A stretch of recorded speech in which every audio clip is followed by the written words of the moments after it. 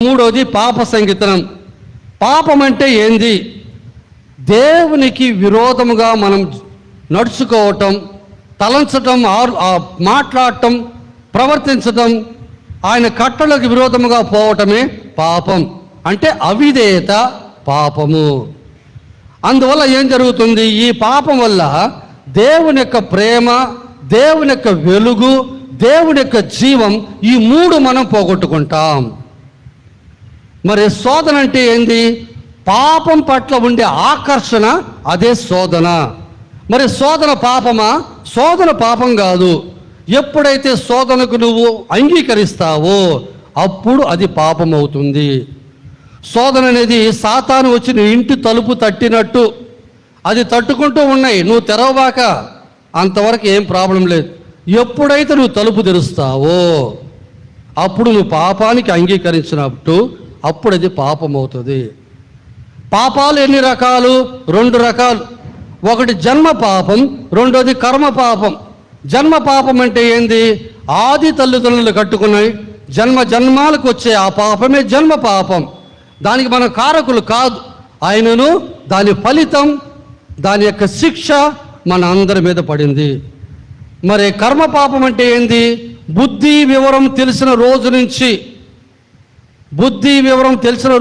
నువ్వు చనిపోయే రోజు వరకు 10 ఆజ్ఞలకు విరుద్ధముగా, తిరుసభ కట్టలకు విరుద్ధముగా, మూల పాపాలకి సాధకంగా మనం కట్టుకునే పాపాలన్నీ కూడా అవి కర్మ పాపాలు. మరి కర్మ పాపాలు 2. మొట్టమొదటిది సావైన పాపం, రెండోది స్వల్ప పాపం. సావైన పాపం అంటే ఏంది? ఒక ఘనమైన కార్యముని తెలిసి కూడా ఇష్టపూర్తిగా కట్టుకుంటే అది సావైన పాపం. ఈ మూడిట్లో ఏదైనా ఒకటి తగ్గితే అది స్వల్ప పాపం. మరి స్వల్ప పాపం ఎట్ట మన్నించబడుతుంది? స్వల్ప పాపాని కొరకు పూజలో పాల్గొనేదానికి ముందుగా మనం చెప్పే ఆ ఉత్తమ సావు జపం, వ్యక్తిగతంగా పడుకోవడానికి ముందు నువ్వు చెప్పే ఉత్తమ సావు, ఎప్పుడెప్పుడైతే నువ్వు ఉత్తమ స్థాప జపం చెప్పుతావో అప్పుడు స్వల్ప పాపములు అప్పుడే అక్కడే ప్రభు మన్నిస్తారు. మరి సావైన పాపానికి నువ్వు ఖచ్చితంగా పాప సంహితం చేయాల్సిందే. ఎవరైతే పాప సంహితం చేయకుండా ఉత్తమ స్థాప జపం చెబుతారంటే అది సరిపోదు. ఈ సావైన పాపం ద్వారా మన హృదయంలో, మన ఆత్మలో ఉన్న దీపం ఆరిపోతుంది. జ్ఞానస్థానంలో మనం పొందిన తెలుపు వస్త్రం మరకైపోతుంది. పవిత్రాత్మ మనలో నుండి వీడిపోతారు.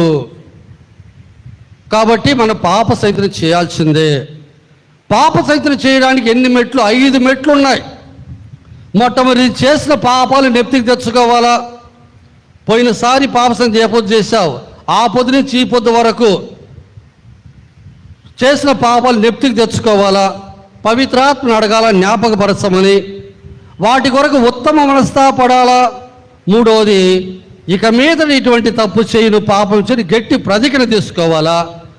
నాలుగోది, గురువు దగ్గర చెప్పాలా, గురువు ఇచ్చినటువంటి ఆజ్ఞ నెరవేర్చాలా.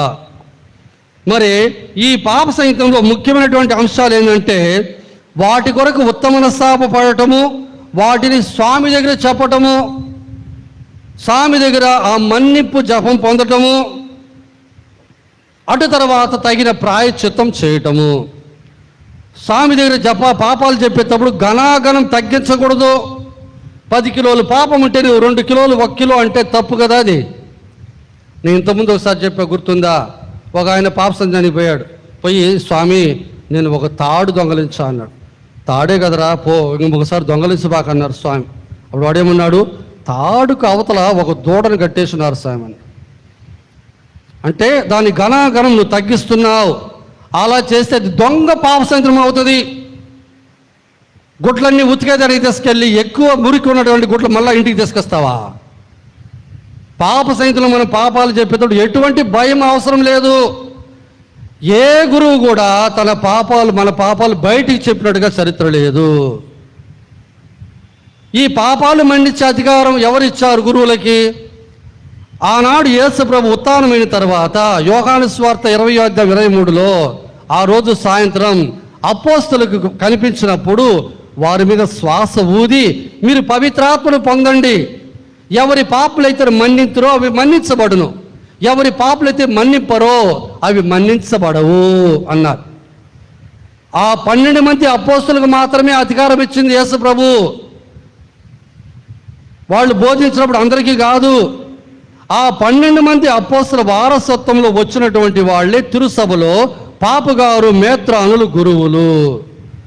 వాళ్ళకి మాత్రమే అధికారం ఉన్నది. డీకన్ బ్రదర్ పాపాలు మన్నించలేరు.